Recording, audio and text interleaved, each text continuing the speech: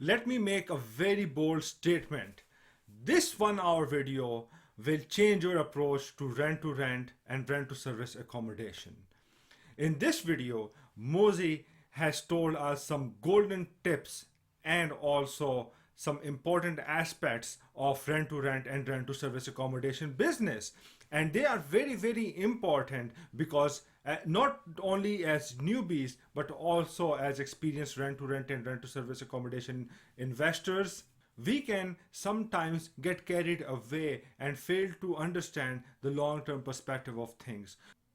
These are the exact same strategies which Muzzie himself used to scale his portfolio from 0 to 10 rent to service accommodation and rent to rent properties in just under a year. And that is very inspiring because before that he was working as an engineer and as an operations manager. So in the start of the video, we go through the 2 deals which I recently had for my rent to rent and rent to service accommodation business. And then Muzzie tells us some really outstanding tips, such as what is the 70-20-10 rule and why it is important. Why should you look for 1.5 times the average room rent as profit when you have a rent to rent HMO? How you should evaluate deals so that you don't pay into the deal once you have signed it. What is the power of joint ventures and how they can help you scale very fast? What is the power of mindset and body language and how it can help you to get the deals directly from agents and landlords without deal sourcers if you so desire? Why London might not be the best location as compared to Midlands and North of England for rent to rent strategy, especially when it comes to HMOs. My goal on this channel is to help you achieve financial confidence by focusing on 3 things. Number 1, mindset. Number 2, skill set. And the third thing is investing. So what are you waiting for, ladies and gentlemen? Let's go ahead and watch this 1 hour value packed video which will give you enormous value in YouTube algorithm. Yeah, just started off my property journey and just wanted to tell you a little bit about my anxieties and fears because that is what most people stop from progressing. But I actually somehow got out of my comfort zone and got 2 deals already. Oh, fantastic. Yeah, so, but there has been a lot of anxiety, fear, and this sort of doubt, self-doubt. Yeah. But then I decided that, okay, fine. Anyways, money is sitting in the bank in my limited company and I have to do something with that. So I got 1 deal in London, which is quite good. Yeah. And I spent £5,000 for that deal, all in all upfront, 5,600 to be precise. Okay. Yeah, and now it is on rent to rent, not in rent to service accommodation because of the uncertainty due to coronavirus. Yeah. Right. I will, if you want, I can share the Excel sheet with you also, how the numbers look. So, like there has been, of course, like quite a lot of fear, but then I just said, okay, I should go for it. And the gentleman is very nice. He's very kind because I'm saying this because he really helped me to get this deal. And it, as a young company, it is not easy. You have to find a guarantor and all that. The net income per month is around £550 after all the expenses gone. And with the first month rent in, it is like a 6 to 7 months break even. That's fantastic. Normally, I have heard that it is even okay to have 8 to 12 months of an ROI, break even, sorry. Yeah. So, but then there is another deal in Birmingham, which I again got from a very good gentleman. And so in the month of December, we got 1 booking for 6 weeks. Oh, fantastic. So this is service accommodation. This is service accommodation. And, for that, the break even will reach in 10 to 11 months. Mm-hmm. But, for me, it is also more about the people. So, for example, of course, if the deal is not in London, and of course, it is gonna go to the break even a little bit later. Yeah. Especially in London, the rent to HMO to service accommodation, is that the right word? Yeah, you can do that. It is now I have to actually see how the numbers play out and how the numbers actually work, because I also made a very good Excel sheet. It is not perfect, but it records the cash flow and break even and everything. It is a good dashboard, so that I start on the right foot.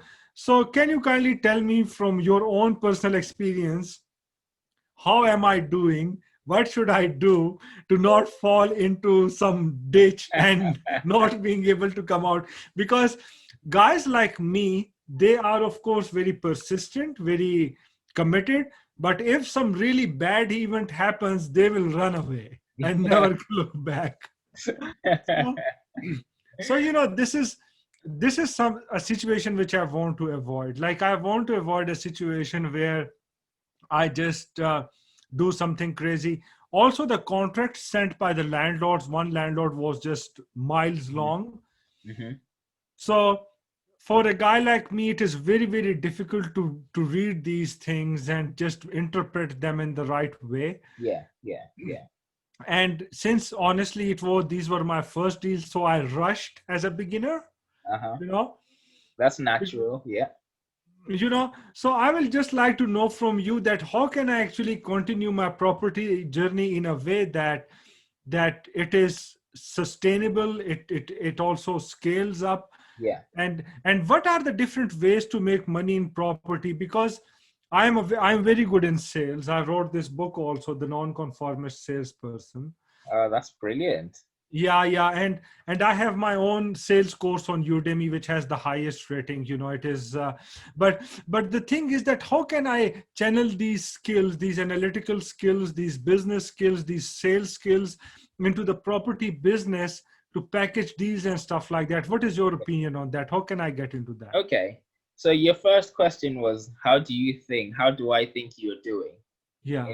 so far? And based on the two deals that you've just told me about, it sounds like you're doing very well. Thank you very Yeah, much. you're That doing very is very well. nice. So whoever had told you that it's not easy to find a cash flowing property on the first deal, they were right. It's not easy. It's not easy to find a deal, full stop. A lot of people expect that, once I've been told about rent to rent, I should be able to pick up a deal within a couple of days. And that's not the case. Sometimes people do that, which is great. However, if you expect to find it in a week and you don't find it until like week number 6, you could easily give up. So firstly, you need to pat yourself on the back for finding a deal, let alone a deal that can actually break even in 6 months. That's brilliant. Okay. So the next thing, you were talking about the fact that the deal in London, you ended up having it as just a rent to rent, not a rent to SA. Yeah, for now, until and unless this uncertainty of Corona goes away. I just need you to explain in your own words your understanding of what a rent to rent is. Okay, rent to rent means that I rent out a property, I rent it out at a higher price, potentially by subletting the rooms, on individual basis, Mhm.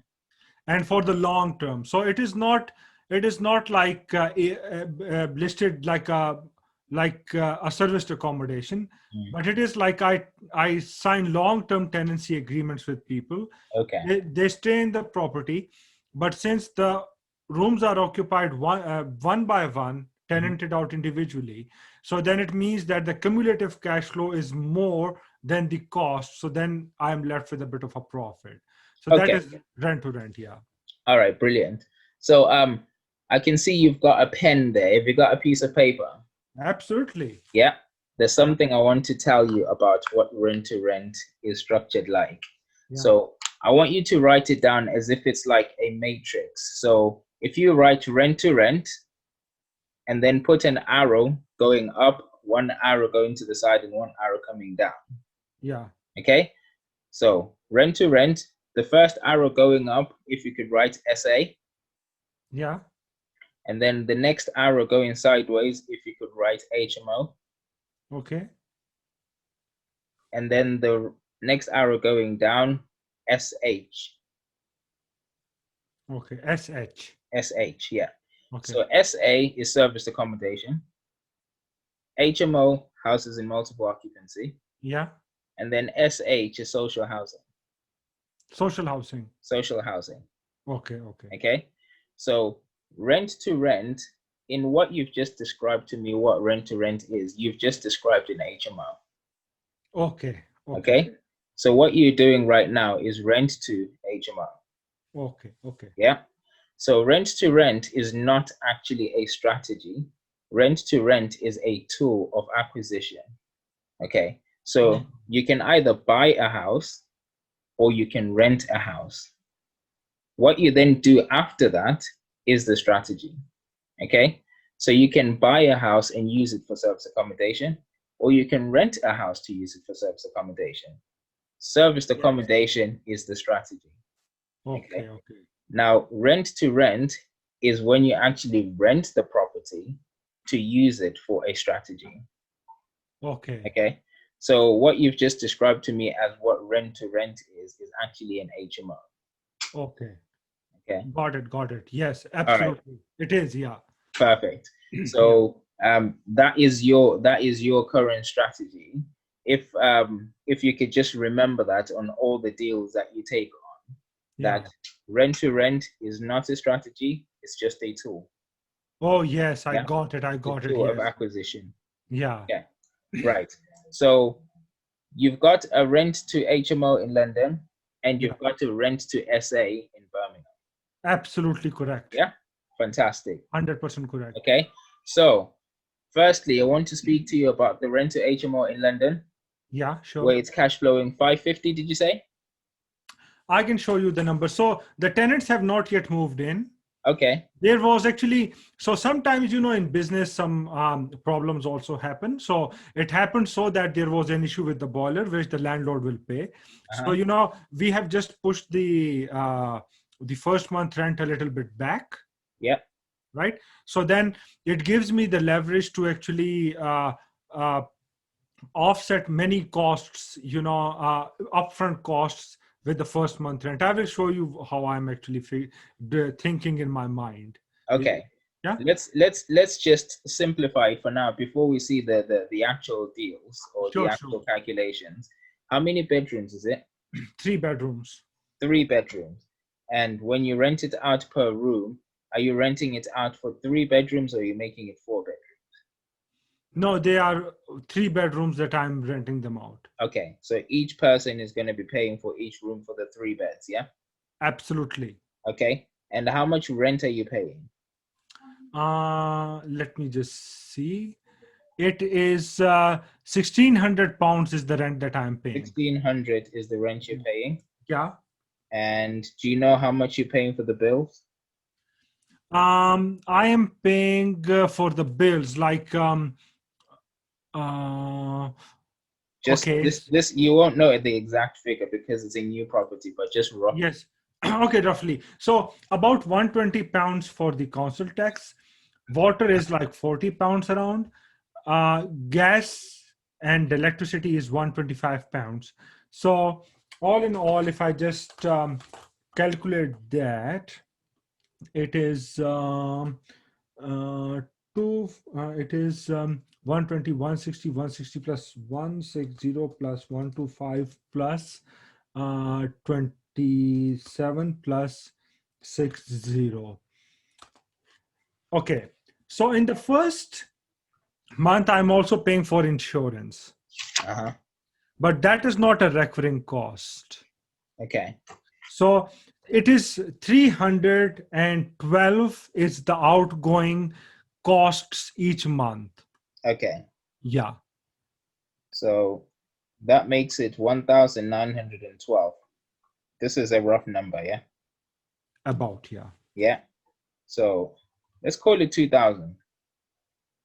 Yeah? Yeah, so that is for the whole of the property. That's for everything, okay? Everything, yeah. All right. Let's keep it at 1,912. Now, how much are you looking to rent out each room for? Yeah, I will tell you. So, where is the sheet gone? Where is the Excel sheet? I have to open. You said you think it will cash flow about 550. Absolutely, absolutely. Yeah. That is correct. Yeah. One room is rented out for 900, the second one for 875, third one for 800. Now, all these three rooms are rented out for 50 pounds less than the market price, which I know that it is the case. Even the deal sourcer knows that. He has put it in the doc Excel sheet. Yeah. Yeah. The reason is to just get them occupied first, get through the uncertainty period with some cash flow. Okay. So on average, it's about £820. 858 pounds. 858. Yup. That is the average price per room. All right. Yeah. 858. Yup. Okay. And it will cash flow about 550. Yeah, it will cash flow about 550. Okay.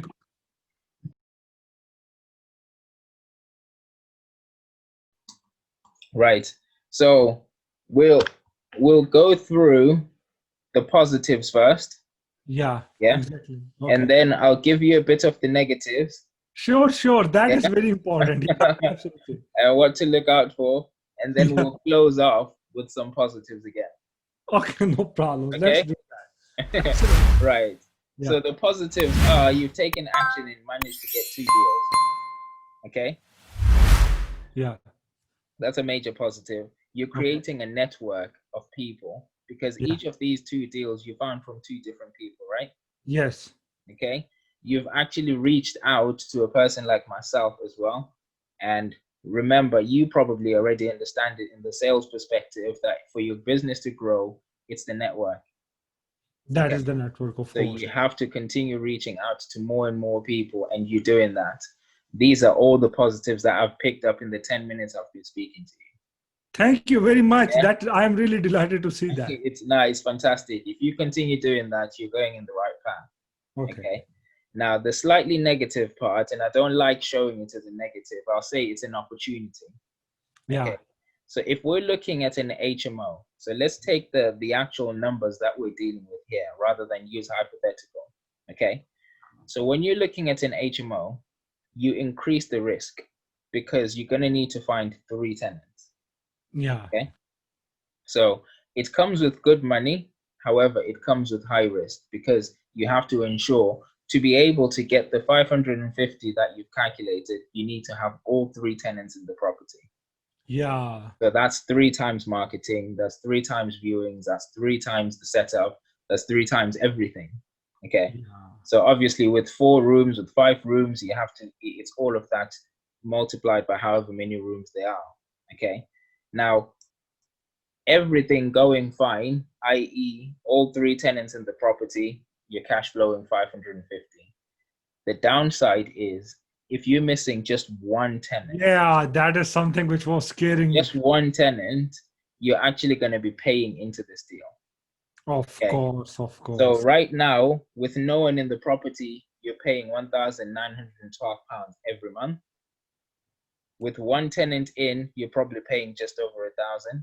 With 2 tenants in, you're paying probably about £200-300 in. With all tenants in, you're getting paid 500. So the risk that is there is the fact that you lose 1 tenant, you start paying into the deal. That is very, very good and profound because, this fear actually went through my mind, but I just overlooked it somehow, just being a newbie. No, you have to step in. Okay. So in the property industry, we say the first deal is always going to be the most difficult one, and it's also going to be the worst one. So if you're cash flowing from your first deal, you're only going to get better. If you're not cash flowing, don't worry. The first deal is usually for each strategy. So bear in mind, this is for each strategy. If you decide to go for HMOs, your first HMO deal is going to be the most difficult and the worst one. Okay. Don't be disheartened because wherever you start from, the direction is that way. Oh, thank you very Okay, much. so Big don't relief. worry about it, because whatever pain you're gonna feel with this particular deal, you will learn for the next one, and you learn for the next one, and the next one will be better and better and better. Okay. So don't worry about it. However, this is how we structure our HMOs. We Okay. structure our HMOs by using what's called the 1.5 rule, either 1.5 or 1.25. I'll explain what that means. Okay. Okay, so when I say 1.5 rule, I'm saying that whatever my profit is going to be, it needs to be 1.5 times the room rate. Okay, so it'll be 1.5 times the average room rate if the rooms are different prices. So your property is different prices for each room. Okay, so you take the average of those rooms, of which in this case we're saying the average is 858. Okay, so further up north, as in probably around Milton Keynes going north, you're looking at 1.5. About Milton Keynes, Luton going south, you're looking at 1.25, because London is difficult to make it 1.5. I was thinking that I should just focus on London because I thought that London is the most profitable place. Oh no, London is difficult. So London, uh, London, you'll probably get tenants a lot quicker because it's a very lucrative in terms of bringing in people. There's a lot of people crammed in London, and there's a lot of people who've always lived in London. They've never left London. They've never left anywhere outside the M25. Okay. However, even though the prices of property are extremely high, the rent is in proportion as high as well. That Okay. is true. I Uh, 100% agree on that one. So in terms of your profits in London, the profits are not going to be that much Okay. compared to a property. So I'm based in the West Midlands. So in Coventry, my rent is probably going to be half yours for the same property. Oh my Yeah. God. However, so if you look at it, so if you look at these lines, property price, rent. So in London, the gap is really small. In West Midlands, it starts going up. So the rent itself drops, the property price stays close enough to the same. Okay. So because there's that big gap between the rent and the property price, you can actually get more profit in there. Oh, I see. Okay. So what you've got right now is a property. The price of the property now for rent to rent doesn't matter at the minute. However, where you're playing with is the market rent versus what you've offered as guaranteed rent. Okay. Oh, You don't yes. want to go too far below in London because no one will give you the property. However, around my side, you can play around because that tolerance is massive. Okay. So for a 3-bedroomed house here in Coventry, I'm probably looking at about 850. Okay. With long-term rentals or with serviced accommodations? Yeah, long-term rental. So one of our units in Northampton is a 3-bedroomed house. We're using it for service accommodation. The rent there that we're paying is 850, but the market rent is about 900, 910. Okay. So if I were to turn that into an HMO and use the numbers that we're talking about, I'll be aiming for an 8 or a 1.5 rule. Okay. So if your rent or if your average, I'm just gonna get my calculator out. If your average rent is 858, multiply that by 1.25, I'd be expecting you to make £1,072.50 profit. Okay. Yeah. So for HMOs, if you remember this, I need you to write this down. You've got three payments.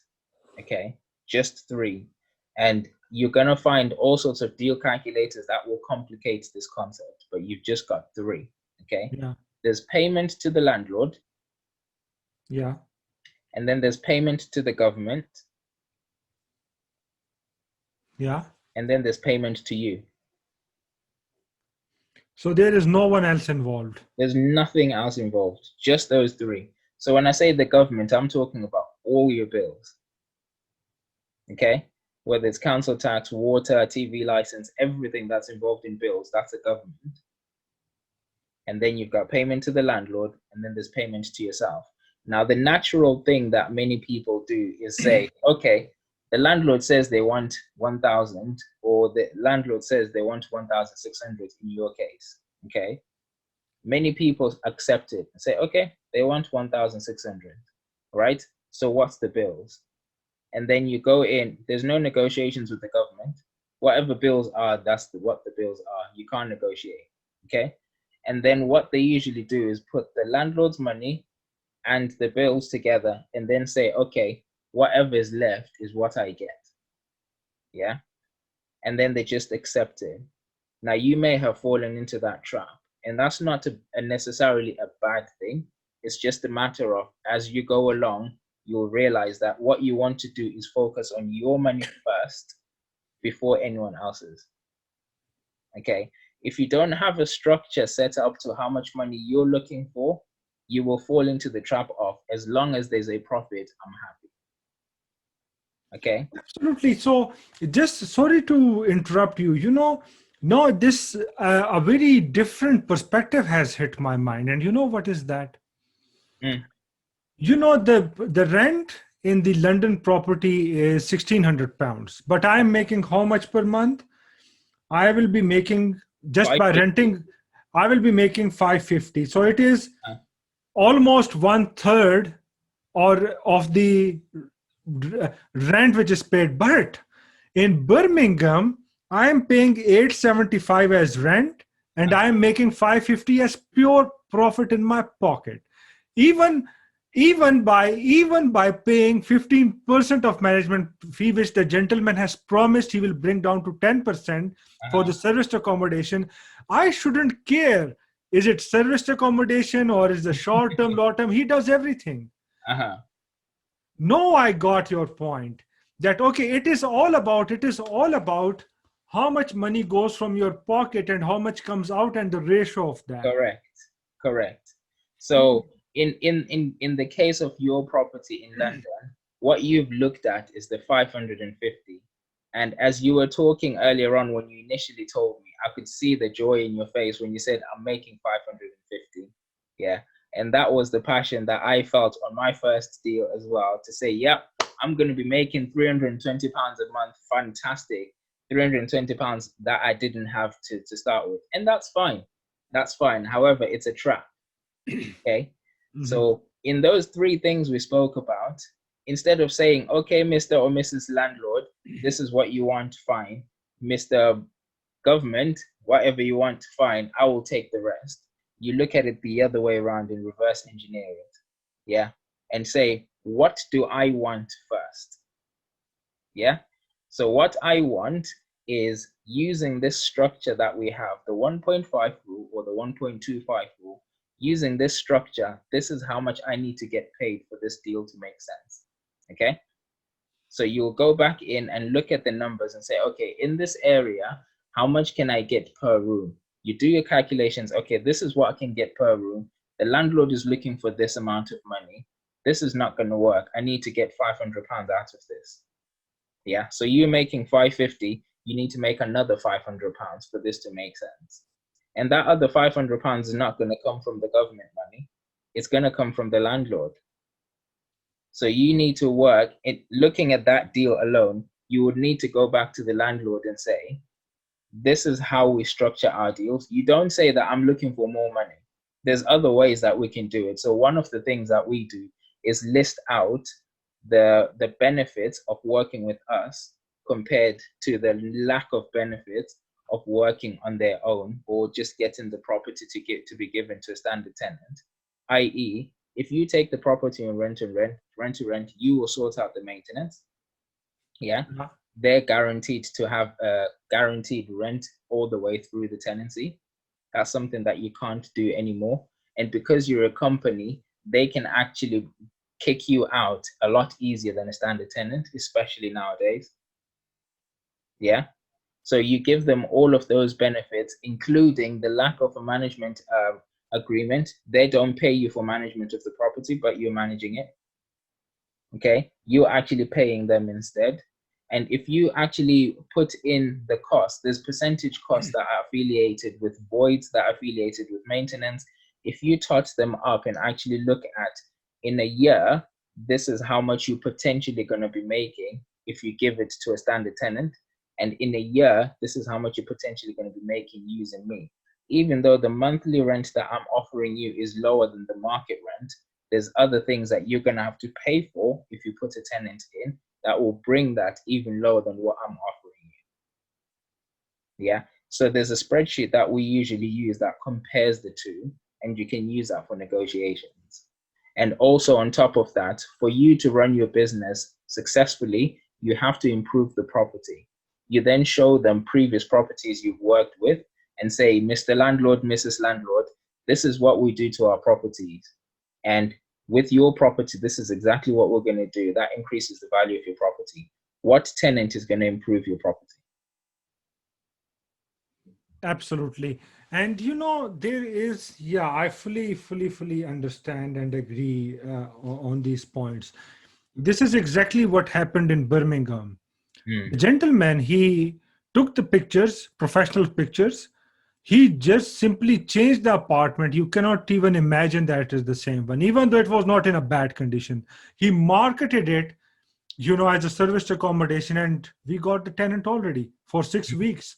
So, even though we lowered the rent a little bit per night, Yeah. why? Because the December is mostly not a very Of good course. month. Yeah. But he's very strategic, because anyways, as an investor, I will pocket 700 or so pounds in 6 weeks period, which is normally mostly avoid. Yeah. So he is very strategic. He is very sharp. He is business minded. And this is what I really like in a person. So yeah, he has been really inspiring. I went to Birmingham to view the property, and we viewed it together, and he told me a lot of good things, just like you, that what should I actually, how can I actually become successful in this rent to service accommodation business, or in property in general? Because in the beginning, we are always looking to make more cash flow, right? Yeah. The barrier to entry is always a hurdle. Yeah. So we cannot just buy a property and then rent it out as a service accommodation or something. So of course, it is of high risk, So that is very true. That is very true. So what we've just discussed now with the 1.5 to 1.25, that's only for HMOs. Okay. That's just a piece of the things that you can do to optimize your business, to try to bring it up as much as possible. And it's not always just about scaling. It's also about making sure that the little that you have is optimized to make as most the most that it can make. Okay. So this, however, does not mean you have to put the landlord at a disadvantage. Okay. Some people misinterpret this to say, do you know what? I need to take as much out of the landlord and give to myself as possible. That is not true business. Okay. The best business you can do is a win-win situation. Yeah. So to the best of your ability, try to make sure that you solve the landlord's problem, or you solve the vendor's problem, and you get paid for it. Yeah, absolutely. So that's that for HMOs. And as for service accommodation, now the person that you're working with in Birmingham sounds like they're clued on, and they probably have already spoken to you about a lot of things that you can do to maximize on service accommodation. Now you already know, in terms of property, one of the most challenging strategies right now, because of what's going on around, is service accommodation. Yeah, it is. Under normal circumstances, it is the one that creates the most amount of cash flow. Okay. Yeah, under normal circumstances. However, right now, it's difficult. It's a challenge for a lot of people. Okay. Now, the reasons are, one, the lack of movement. It completely depends on people moving around. Yeah. Okay. So the standard family who just want to go to a different city or different place just to go see what's going on, and they take on a property for a weekend, or the friends that go for a night out and they want to sleep somewhere, Okay, the standard reasons that you would go book a hotel. Okay, and then the second part of it is for contractors. Now, the fact that you've got a booking for about 6 weeks right now tells me that that's a contractor. Yeah, she was actually a lady who was renovating her house, and then she had to just come there, a And situation stay there like, for a while. yeah, Okay. yeah. Now So, that one is a rare one. yeah, exactly. That's a very rare one, and it's a Yeah, very good one, to be fair. yeah, Usually someone who takes a property for more than a week is on a job. Okay. So yeah, they're the ones that you want to target the most. yeah. Okay. So before the virus situation, before the lockdown, you could easily and comfortably take any property, dress it up nicely, take professional pictures, and put it on Airbnb, Booking.com. Those two alone, and you're Yeah. guaranteed to get bookings. Okay. Okay. That was before the virus. Now it's not that easy. I know that. Okay. I know that. Yeah. So now you have to be a little bit more creative on the marketing. Okay. So the occupation or the occupancy of your property is dependent on your marketing. Simple strategy is for your property to be used, people need to know about it. So where do you go to let people know about it? That's where you have to be creative, especially nowadays. So Airbnb, Booking.com shut down. Every lockdown that's been there, it just shuts down. So right now, Airbnb and Booking.com have been closed. You can't book anything before the 3rd of December. Okay. Yeah. So the question will be, if those channels have stopped me from telling people about my property, where else can I go? Yeah. Okay. So there's things that we do. Some of them people laugh about it, but they work. So what we do, people, if you're a contractor and you want to work for a couple of weeks, naturally people think of Travelodge, Premier Inn, Holiday Inn to book for their rooms. So they take their vans and they do the work and they drive back to the hotels. So on a Tuesday night, not on a Monday, because some people actually come later on. So Tuesday night to Thursday night, because people go back home on a Friday. Between those 3 nights, you drive around your area to all the hotels, drive there, take phone numbers of all the vans that are parked there. Yeah. And then the next day or in the next couple of days, just call them, cold call them, and just ring them. Okay. One of the things that we say is, I've just noticed that your van has been parked at this hotel down the road. And I know you guys are doing a piece of work in this area. If you're looking for accommodation, that will be the same price, sometimes less than the hotel, and you can have the whole house. Okay. Yeah. Because bear in mind, in a hotel, they've only got the hotel room. You can have the entire house for around about the same price. I'm happy to send you pictures and happy to send you links for you to actually book directly with us. Yeah. Okay. So that works. Sometimes we call the local councils and just find out if anyone is looking for accommodation. We'll call the hospitals to find out if anyone is looking for self-isolation units. Yeah. We'll call recruitment companies for people that are coming for interviews or looking for jobs and they need to stay somewhere. Yeah. Yeah. And call local development companies for any constructions that are taking place or any developments that are happening. Contact as many of them as possible and just let them know that you've got properties. Okay, I see. Okay? Yeah. So what I did, or this is what I do for any new area that I go into, even if I have one property, I talk to people as if I've got 100. Yeah. Okay. And the reason I do that is because if I get more people looking for properties than the properties that I have, I call that a good problem. Yeah. Okay. So what I then do is I either quickly set up a property. If the booking is long enough, I'll quickly find a property and set it up. Or if it's not long enough, I find another SA provider. Yeah. So if it's in Birmingham and I've got one property and I've got 2 people looking for the same time, I'll just call you and say, I've got this booking, I've got this person, they're looking for 2-3 nights, can you help? If I'm bringing a guest to you, guaranteed you're going to like me. Yeah. And the next time you have a person who's looking for a property and you can't help, I'm the first person you're going to call. Of course. Yeah. So this is how it works.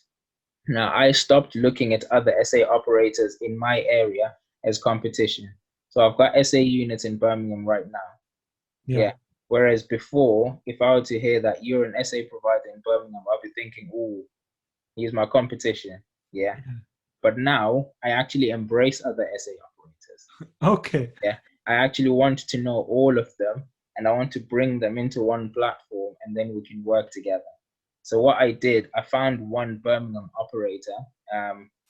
Her name is Nicole, and we were talking about what we're planning to do in Birmingham. I suggested that she starts a WhatsApp group to find all of the SA operators she can find in Birmingham. Yeah. And bring them into one platform. What we do in there, we pass guests to each other. We also give each other warnings. If I have a bad guest in my property, I tell every SA provider in that group to say, watch out for this person. This is what they've done. And then also, if there's any changes in Birmingham that affect SA providers that any one of us knows of, quickly share that for everyone to know about it. Okay. I see. So in that group is grown now. I think there's about 20 people in it. Okay. And we share information. So I do that for every area that I go into. So SAs in Coventry, I created a group. SAs in Northampton, I created a group.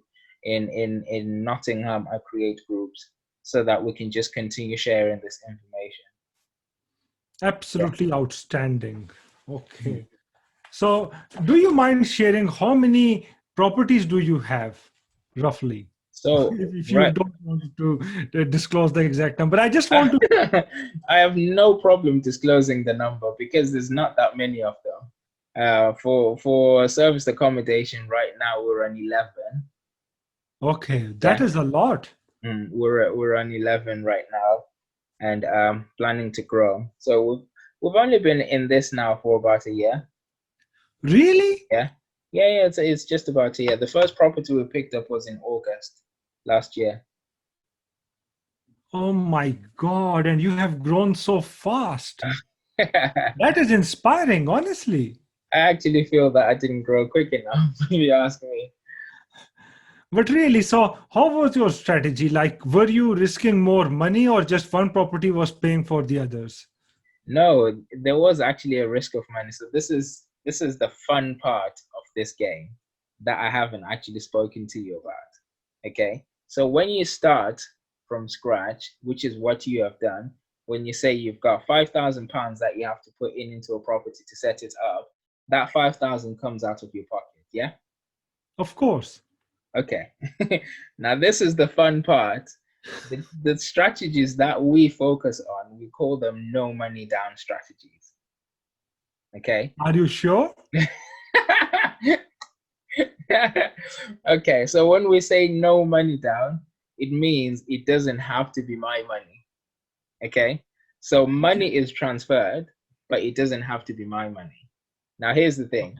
I spoke to you at the start about the power of networking when I said that one of the positives in what you're doing is you're networking.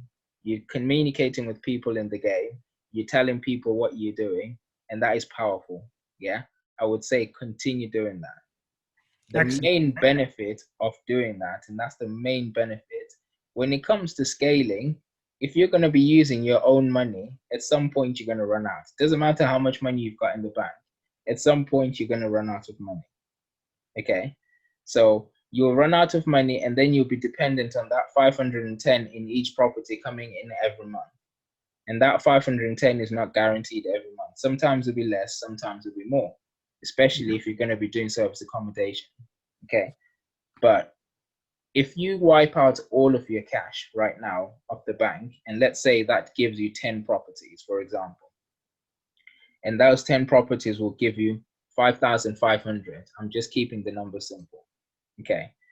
If you're going to have to wait 1 month to get 5,500, that means you have to wait 1 month to get one property. Okay. That's one property every month. And this is how you're only going to be moving that quickly. And that's assuming all the money that's coming from property, you're not going to use for anything else for life. You're going to be just literally regurgitating that money back into property. However, if you've wiped out everything out of your bank, chances are the money that comes out of property, some of it you're going to need for your own build. Of course. So you're not going to have 5,500. You're probably going to have 2.5 grand of that. Yeah. So if you continue like that, where you're just basing it on your own money, you will slow down and you'll completely stop. Okay. Okay. So that's if you continue going with no breakdown of anything, if there's no radiator leak, if there's no damage of property that you have to replace, assuming that everything is fine, that's how slowly you're going to be moving. However, our strategy, I call it the 70-20-10. So that's breaking down 100% strategy, 70-20-10. 70% of the time, we're focusing on the strategies like rent to SA, rent to HMO, the no money down strategies. Okay. 20% of the time, we're doing what's called deal packaging. Okay. Okay. And then 10% of the time, which is the interesting part, is joint venture financing. Okay. So in this whole period that we've been speaking, we've been talking for a good 40 minutes. I've been telling you about the 70%. Yeah. Where you're talking rent to HMO, rent to SA. The other one is social housing. You don't have to worry about it for now, but it's another strategy. The 20% is deal packaging. So deal packaging is you go out and start looking for the properties that you want, okay? And then you decide, you find a property, the landlord says, I'm looking for 1,600, the bills are 312, which means based on the market rent of the rooms, you're gonna be making 550. If you decide 550 is not good enough for me, I need to make 1,000, you go back and negotiate with the landlord. The landlord says, no chance, I am not moving at all. And now you're looking at a deal that doesn't work for you, but it's a deal for someone, okay? Yeah. And then you say, okay, fine, Mr. Landlord, what I'll do is I'll take this information, I'll find someone in my network who might want this deal, okay?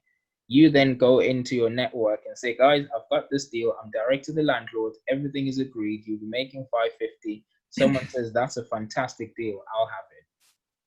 And then you say, okay, I'll charge you £1,000 for this deal. You pass the landlord and this new person, put them together, you get paid £1,000, you walk away. Okay, that's deal packaging. Yeah. So that's that's the 20% of our strategies. And then the 10% is the joint venture financing.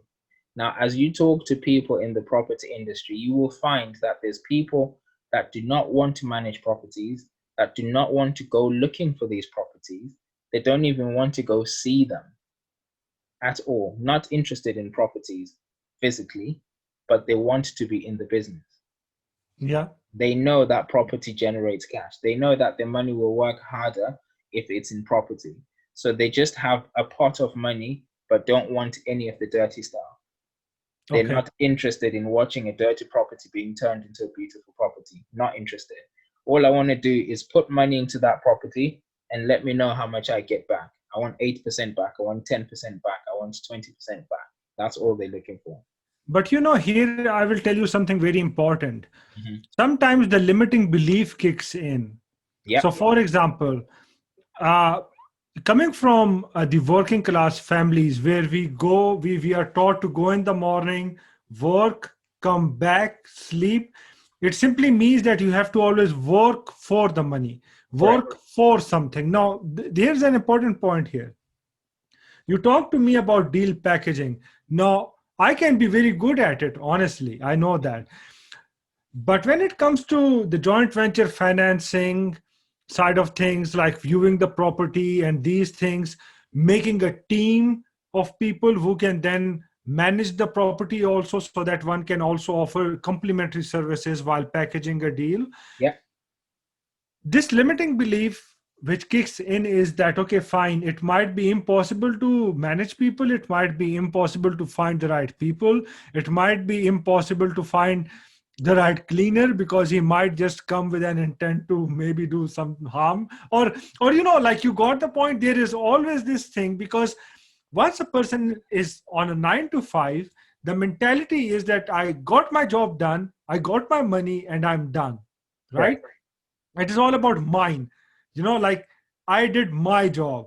Yeah. I made my money. I just mine. So it is psychological thing. So what I mean to say is that, for example, if I have a desire or a burning desire to even, for example, work with someone like you, I have no problems. Like there will be many people like me who will be more than happy to even split the profits.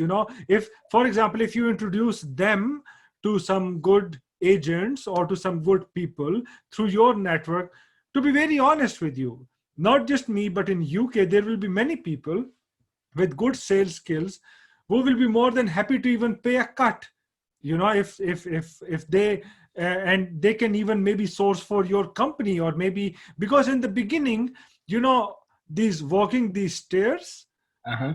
it can be just like very confusing. It can be very depressing. It can develop a lot of anxiety, and Yeah, it can freeze a person down for taking action, because a person doesn't know what is on the other side of the fence. absolutely.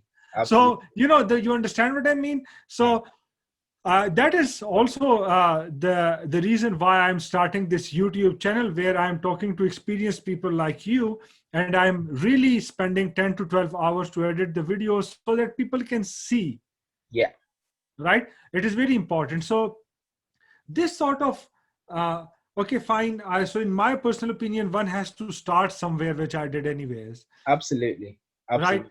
now, the next step maybe will be to develop some connections with agents and develop some credibility, so the properties which I already have, I can put them on a professional website and Absolutely. tell them very openly that, see, this is what I do, Yeah.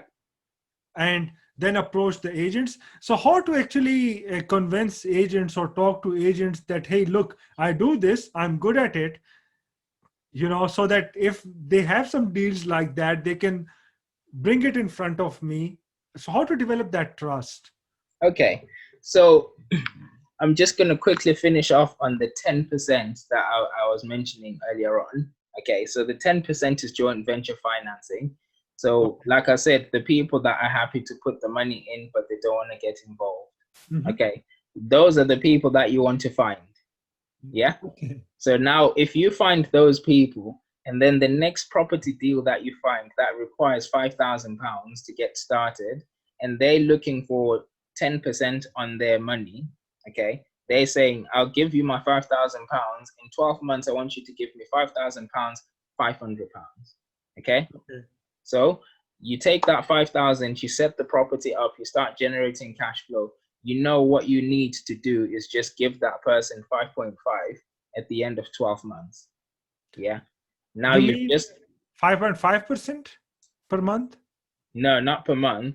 They're looking for 10% of their money at the end of 12 months. Okay, really? That Yeah. that is very good. Yeah. Okay. So Yeah. this I'm using these small numbers because I'm trying to keep it relevant to the likes of your deal. You need Yeah. £5,000 for your deal. I give you £5,000. I say I want my £5,000 back with 10% interest at the end of the year. But how to actually structure those deals? What sort of lawyers, agreements, and these things are involved? Because Yeah, that can also freeze a person up. yeah. All of that can be done. You don't have to overthink it. You've got solicitors that can draw up contracts, simple stuff. So a Okay. solicitor can draw up a contract in a joint venture partnership. You just give them what's called head of terms. Head of terms is what you and me agree verbally. Okay. Okay. I'm giving you £5,000 so that you actually set up the property. I want 5,500 at the end because I'm looking for 10%. That's just the slight easy verbal part of it. We give that information to a solicitor. They can write the complicated English to make it look like a proper agreement or contract. We sign that, but basically that's all it's saying. We keep that. When you pay me that 5.5 at the end of 12 months, that agreement is terminated. And if you Okay. manage to hold your end and give me my 5.5, guess what? The next time you want to deal, I'm going to give you my money again. That Okay. is excellent. So it is more or less like we guarantee them this amount. Absolutely. Okay, so then So that is a fair play, because no bank in the world will actually give this much money, never, much of return. never. That's the whole point. So Yeah. instead of my 5K sitting in the bank doing nothing or actually devaluing, basically, Yeah, because a lot exactly. of people they're told that yeah, the bank will give you 1%. It's less than 1%. But let's say the bank gives you 1%, and people are like, okay, I'm making 1% profit, just leaving my money in the bank. However, inflation is running at 3%, so you're actually losing 10% as it goes along. So you're losing 2% every single year as you go along. So, but people don't realize that. Okay. Yeah, Don't people also understand don't realize that sometimes you have to be on the phone with the water company for 2 hours, so it happens. that. Like, It happens. and honestly, it can be very frustrating. And Mhm. people also don't understand that, okay, these little things can be very, very frustrating. Anyways, um, at the end of the day, it is a business. And in old English, the name business means worry, Yeah, concern. It yeah, comes from yeah, there. yeah, So so yeah, I fully understand, because if it is like an armchair, if the person is an armchair investor and doesn't want to do anything, I Mhm. think even I will be more than happy to settle down for a 5 or 10% guaranteed each year. So how does that work? Like, if are there some also terms that, okay, if the person wants his or her money back, then how does that go? Yeah. You can set that up. You can set that up. All of that is just in verbal agreement. So all in all, you're looking for 5,000. I'm Yeah. happy to give you 5,000, but I want 10% back. You're happy to give me 10% back in 12 months. The solicitor is the one who then gets involved in the what if this happens, what if that happens, what if this happens, what if that happens. Once they get involved and ask those questions, you and me actually agree exactly how it works. And if I want my money back in 6 months, how do I remunerate you, or how do you actually make sure it comes back? Because you then explain to me that you're looking to make 5.5 a month. So you're not going to have 5,500 until month 10 anyway. If I then say I want my money back on month 3, we all need to understand that you've just shown me the structure. You physically do not have that money. So I can't ask for it before month 10 at least. However, the agreement is up until 12 months anyway. So all of that information can be put in the contract. Okay, fine. So the way it is set up is that, for example, if I'm an investor and I come to you that okay, I have £5,000 and I would like to have 10%, let's say, for example, each year, and then after 2 years, I can break clause and get my money back from you, for example. Yeah, Then we just simply set it up that, okay, fine, that 10% can even be paid each month. So in 2 years, actually, the person has made, I will say, 20-25%. His wealth has appreciated way absolutely. faster. Yeah, excellent. So Absolutely. That's how it works. So if I then give you my 5,000 and you actually set up this property without spending any of your money, do you see the benefits of that? yeah, So exactly. it's now become a no money down for you, Yeah. because although money has transacted, it's not yours. Okay. Okay. So the Okay. good thing is after month 12, you pay me back my 5,000, but guess what? You're still making £550 a month Yeah. continuously. So now you're making unlimited funds because you didn't actually pay anything, but now that property is paying you. Yeah. Yeah. Yeah. Okay. So this is what we mean by the no money down, which is why that joint venture finance part is really important. And this is how we managed to scale up so quickly, so to speak, within the year, because that's all that money is not necessarily coming from us. Excellent. So, how to actually find the investors? Like, what sort of marketing activities are performed to do that? So there's no easy way of identifying someone who has money, because in many cases, you'll probably realize in many cases there's people that want to look like they have money but they don't have money, and there's people who Yes. have loads of money who don't look like they have money. Yes. Okay. So for example, a farmer, yeah, if you look at a farmer, they do not say anything about how rich they are. They don't even look rich. If anything, you want to give them money. Yeah. And then you have the middle class people who just barely make enough money, but they buy really expensive things and drive expensive cars. And if you're deluded by what you see and you think that person is rich, you waste your time talking to the wrong person. So there's no easy way of identifying that this person is wealthy, this person isn't. However, there's certain things that you can do to try to narrow it down. You can go to high-end types of meetings, flying clubs, golf clubs. That's where usually the wealthy people go. But still, I wouldn't focus on the people who look wealthy. I would still just speak to anyone and everyone, as nicely as I can. Present yourself. In the hour that I've been speaking to you, you seem like a respectable person. In every single person you speak to, show that aspect of yourself, because you really have no idea who you're talking to. You can never know who you're talking to, and you don't know what type of business they're going to bring. So I would say, in your networking, continue growing your network. 80% of the people you're going to speak to in your network are going to waste your time. Keep that in mind. Just be ready. Okay. Yeah. 80% are going to waste your time, and the 20% are going to potentially bring business. Out of that 20%, only 80% are going to be leads, and maybe 20% of that will bring actual business. Okay, I Okay. see. Yeah. So moving on to another part that you sort of touched on, in terms of, you started talking about agents and how you actually create a certain relationship, or what it is that you say to them to try to prove that I know what I'm doing. I can have the properties. Okay. This is not something that many people talk about. Now, you may or may not have ever been to a property training company. Have you? Property training company, no. Okay. So in many cases, when people actually get started, they go to a property training company. And that's where most of the information on how to invest actually comes from.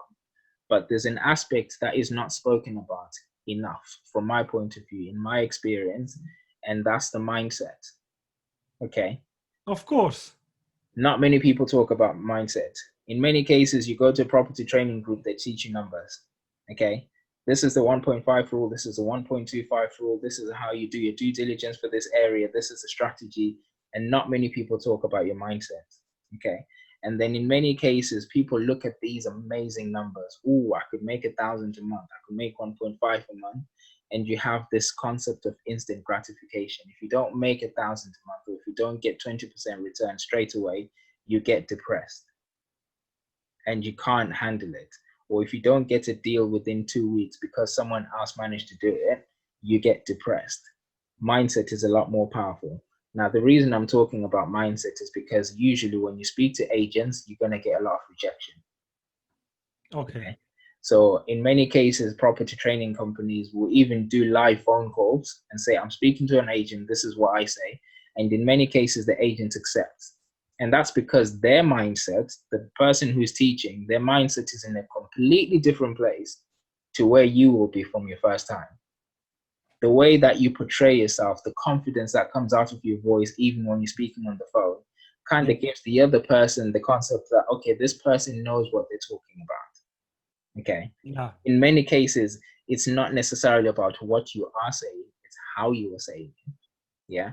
So if I walk into an agent now, compared to my first time walking into an agent, it's completely different. The way I portray myself, the way I speak, I don't even need to tell them that I've got other properties. But the first time I went in there, I felt the need to show them my bank account, to show them that I've gone to this training.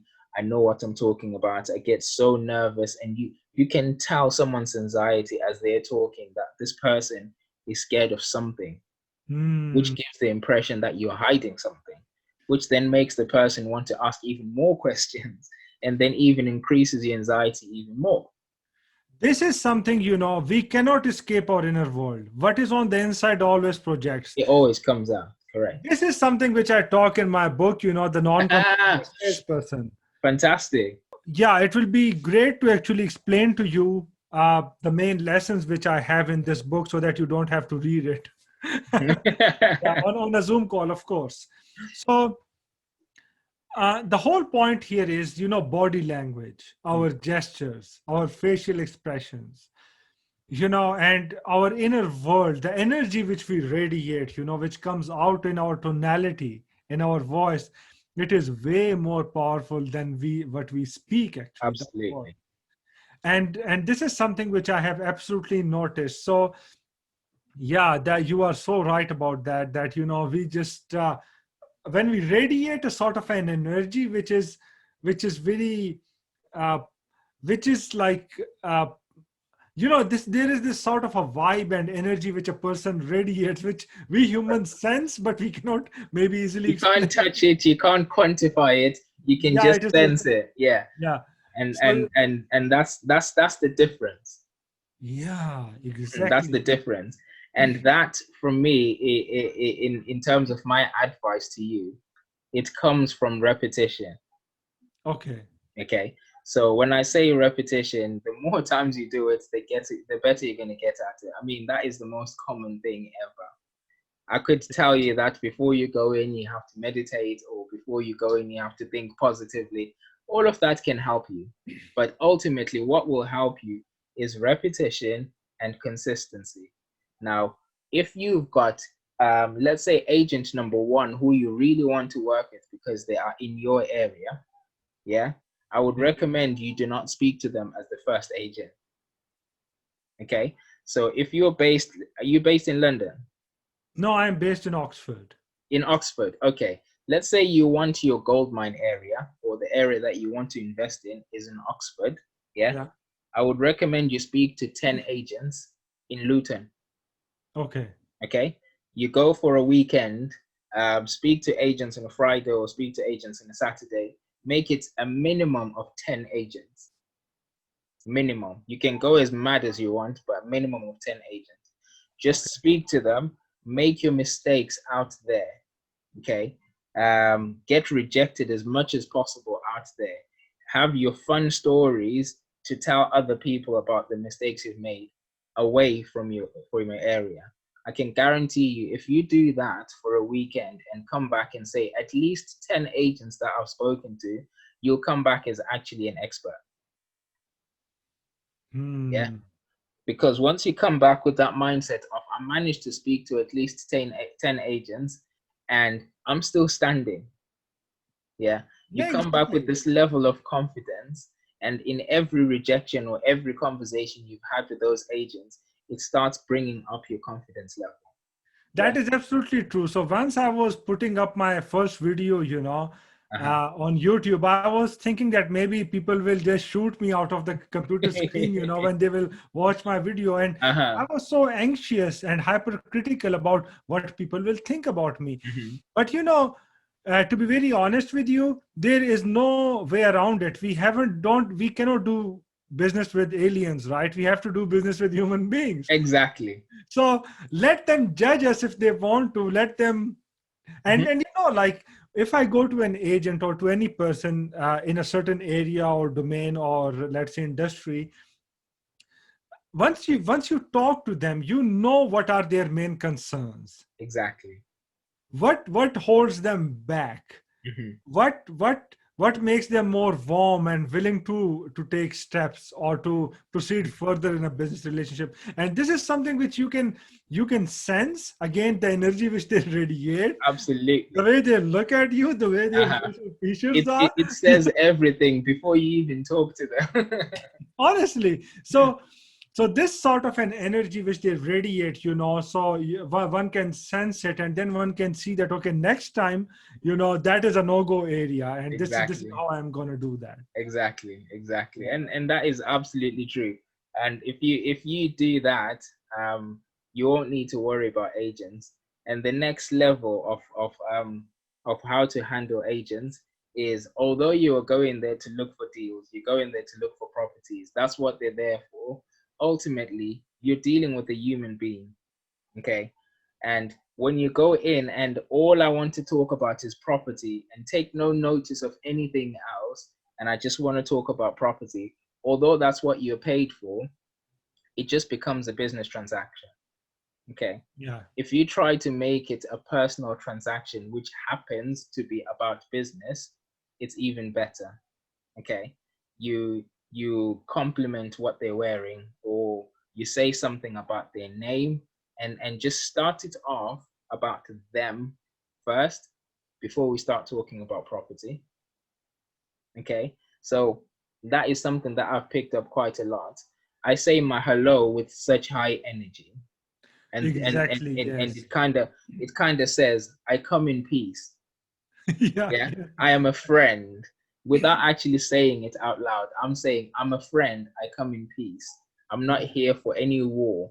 I know you are doing your job and I'm here to do my job, but we're friends. So that's the absolutely. energy that I radiate at the start. And then as soon as they reciprocate that, I know that the barrier is broken. Yeah, Okay. It's no longer investor versus agent. It's just two people that are about to do business. yeah, Yeah. So when I speak to them at that point and we're at that friendly point, even on stumbling questions where someone would have said, no, we don't do that, they would find a way. If they don't do it, they would actually say, I'm afraid we don't do that. However, you might be able to get that in this shop, or we might be able to get around it this way. And it lightens the mood, and it takes the anxiety from me, it takes the anxiety from them. It no longer looks like a job for them. It's just a conversation between two people. I think that is a lot more powerful than anything else. So I can tell you that when you go in, do not mention rent to rent. Just talk about corporate lets or company lets, and find out if they've got a portfolio of landlords that are happy to do corporate lets or company lets. Yes, that helps. But what's more important is the mindset and the emotion that you're actually generating from people and the rapport that you're building. absolutely 100% correct. Yeah, yeah, that's the advice I can have for you. Yeah, this is exactly the thing which I also teach my mentees, when I coach people for sales. If you cannot connect with somebody, you cannot do business with that Can't person. do business with them. As long as you're doing business with a human being, you have to learn to connect with them. Absolutely correct. That Absolutely. is so nice. Honestly, it is good. It is good to see that. Okay, fine. It is, because this is exactly the way I have been doing it, for years, and that motivated me to launch my Udemy course, which is the topmost rated sales course there Uh-huh. for high ticket sales. Now, it was just I launched this course and I wrote this book just to assemble my thoughts together Yeah, and give value to people, that's and fantastic. it just turned out really well. But it is very, very interesting, Mosey, to hear all these things from you. So thank you very much, By all Mosey. means. It has been a pleasure. So definitely looking forward to the second interview then, and we will definitely find out some time, and I will definitely owe that to you. I'm looking forward to it. Thank you so much Looking for the forward to it. tremendous value that you have given us today. So nice of you. Well, Thank you very much, Mosey, for your time, and I really, really appreciate that. awesome, awesome.